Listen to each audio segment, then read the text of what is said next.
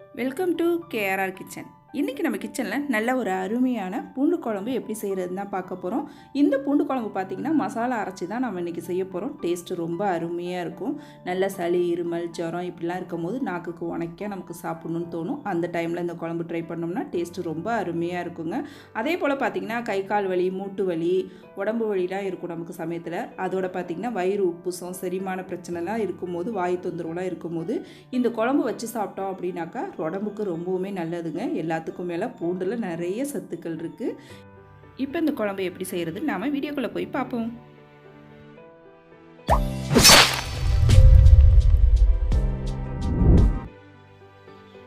இப்போ குழம்பு செய்யறதுக்கு முன்னாடி நம்ம ஒரு சில பொருட்கள்லாம் வறுத்து அரைச்சிக்கணும். அதுக்கு பார்த்திங்கன்னா அடுப்பில் கடாயை வச்சுருக்கேன். ஒரு 2 டீஸ்பூன் அளவுக்கு எண்ணெய் சேர்த்து அதில் பார்த்திங்கன்னா ஒரு 1/4 டீஸ்பூன் வெந்தயம், 1/2 டீஸ்பூன் மிளகு, 1/2 டீஸ்பூன் ஜீரகம், நல்லா ஒரு 10-15 பூண்டு பல், ஒரே ஒரு தக்காளி பழம், ஒரு கொத்து கருவேப்பிலை சேர்த்து நல்லா வதக்கி எடுத்துக்குங்க. இதை நல்லா செவக்க இந்த அளவு வதங்கினதுக்கு அப்புறம் இதை ஆற வச்சு மிக்சி ஜாரில் சேர்த்து நல்லா நைஸாக அரைச்சி எடுத்துக்குவோம்.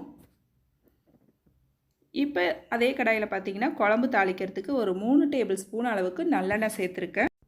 இந்த குழம்புக்கு பார்த்திங்கன்னா எண்ணெய் கொஞ்சம் நம்ம அதிகமாக தான் சேர்த்துக்கணும். அதுவும் நல்லெண்ணெய் சேர்த்திங்கன்னா தான் டேஸ்ட்டு நல்லாயிருக்கும்.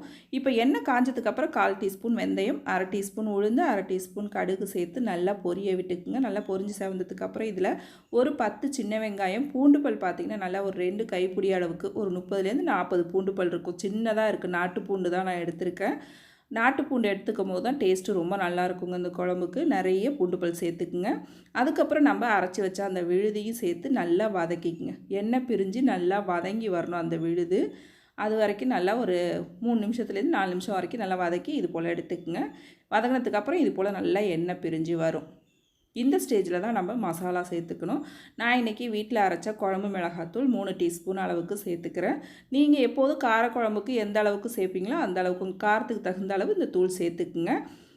இந்த குழம்பு மிளகாத்தூள் இல்லை அப்படின்னாக்கா மல்லித்தூளும் தனி மிளகாத்தூளும் எந்த அளவு சேர்ப்பீங்களோ அதே அளவு சேர்த்துக்குங்க. இதிலே 1/4 டீஸ்பூன் மஞ்சள் தூள் சேர்த்துருக்கேன். சேர்த்து பதையும் நல்லா ஒரு 2 செகண்ட் வதக்கி விட்டுக்குவோம். நம்ம மசாலா நல்லா இது போல் வதக்கிட்டு வைக்கும் போது தான் குழம்பு நல்லா வாசனையாகவும் டேஸ்ட்டாகவும் இருக்கும். அதே போல் பார்த்திங்கன்னா சின்ன லெமன் புளி எடுத்து நல்லா ஊற வச்சு கரைச்சி எடுத்து வச்சுருக்கேன். அதை இதில் சேர்த்துக்கிறேன். கூடவே கொஞ்சம் தண்ணியும் கழுவி சேர்த்துக்கிறேன்.